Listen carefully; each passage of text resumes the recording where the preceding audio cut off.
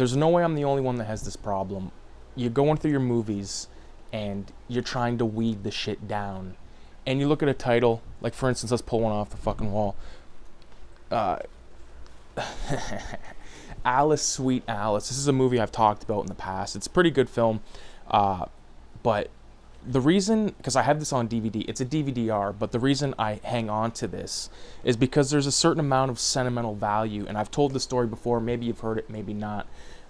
My uncle had all of his movies at my grandparents' house, and when I would go sleep over there, I would sleep in his old room where all the movies were, and this exact image of this fucking, like, the masked killer with a butcher knife through the doll, that was on the spine of his copy, and I would fucking look at that at night, and it freaked me out, and I would always turn it.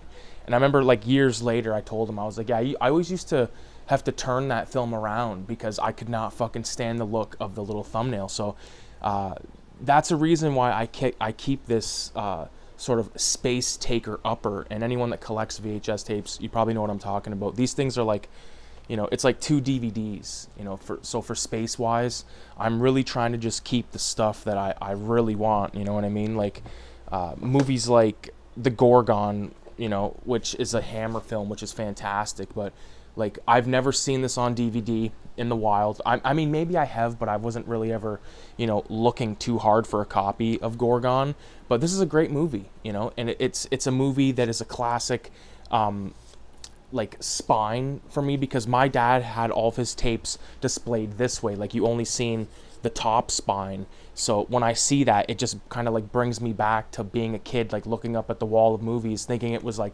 far more grand than it was. But to me it was grand, you know what I mean? And to like everybody, like if you were lucky enough to have someone in your life back then that was a collector or was at least into the same thing that you were, you were rolling. And I had my dad, and I had my Uncle Mike, and I had my stepdad Richie, so there was like 3 different influences of film kind of manifesting in me at a young age. And I've told the stories of, The Blob and Creature from the Black Lagoon with my dad, and movies like The Thing, and movies like Good, the Bad, and the Ugly with Richie, movies that I learned from my Uncle Mike like Pink Flamingos and Blood Feast and, Color Me Blood. Like all my copies of H.G. Lewis stuff on tape came from my Uncle Mike's collection, and I fucking like that a lot.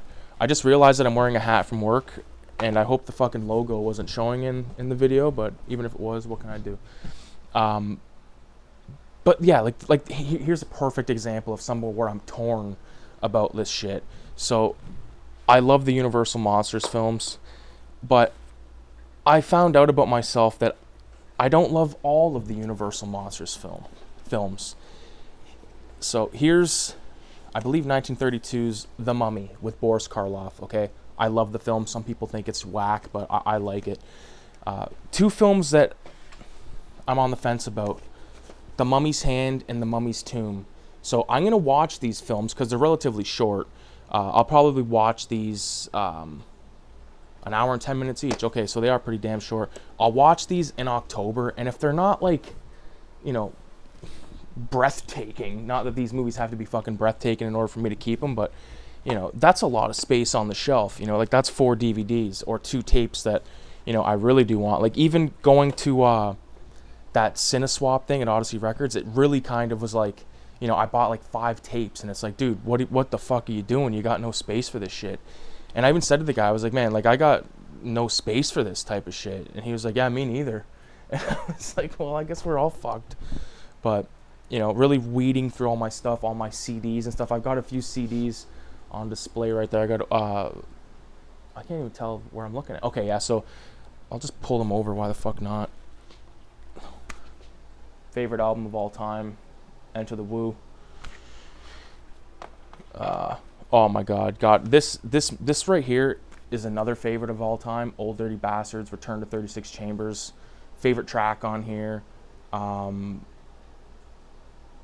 probably Brooklyn Zoo. The one, I don't know which song it is, but it's because like back in the day I would throw on that album and just let it play, and there's a part where he's like going, remember we used to go like this, like that. He like, you know what I'm talking about if you know the album. Shout out to my buddy Mike. But there's a part in the one song where he says, I want to see some blood, whether it's busting your head or period blood, some blood. Like, I just think Old Dirty Bastard is such a unique character within like the history of music, you know, and he plays like a big part in, you know, like, because there's a little bit of Old Dirty Bastard in Filthy Ralph, you know, there's a little bit of Dr. Gonzo from Fear and Loathing in Filthy Ralph, there's a little bit of Tony Montana in Ralph. But shout out to ODB. We got Motorhead, first album, they're on tape. There's some other stuff, like some stuff that I got to rewatch. It's been way too long since I watched Bronx Warriors, so this is pulled out into the watch pile, sort of. Enemy Territory, which a lot of people are talking about recently, which is great because that movie's fucking awesome. Maybe it just got a new release, I don't know, but you know, this is a DVD-R. I just printed the copy or the cover, so I just have like a DVD-R quality, but I don't give a fuck because one thing I realized, this is another good one, Tenement, also known as Game of Survival, and then of course Thriller. But like one thing that I realize is I get the same satisfaction from having a DVD-R with the fucking printed label that I do from owning the physical copy. The only thing better about the physical copy is A, it's usually better picture quality, and B, there's usually special features. At the very least, there's a trailer, you know, and at least or trailers. So I don't know, man.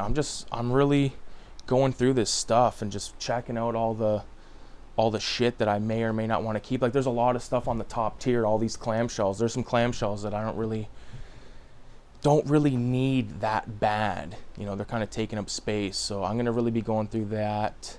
Like for instance, Maximum Overdrive, like I got it on DVD and I have 2 copies on tape, and one of the ones is the one that my dad bootlegged, and then one's like a cut case clamshell. So I'm like, do I really need the clamshell? No, I do not. But at the same time, I'm like, I can't bring myself to get rid of certain things because I hold like this, I hold an attachment to the movie so deep that I'm like, man, like even at one point I had 3 copies of Colors. Now I'm down to just my original copy that was my dad's copy, and like I don't need any, and I have it on DVD. And I know that I think Vinegar Syndrome put out a Blu-ray of that, which would be great to own. I'm sure there's probably some great features on there. You know, it was directed by Dennis Hopper. Like I think about Hooper right now because I got Jaws on the mind because it's summertime, and I've just been thinking about.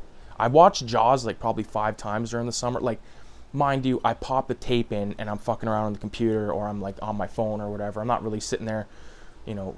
I do pay attention to certain parts that I know that are coming up, like especially the conversation on the beach between fucking Mr. Hooper and the mayor and Chief Brody, where he goes, I want those little paint-happy bastards caught and hung up by their Busker Browns.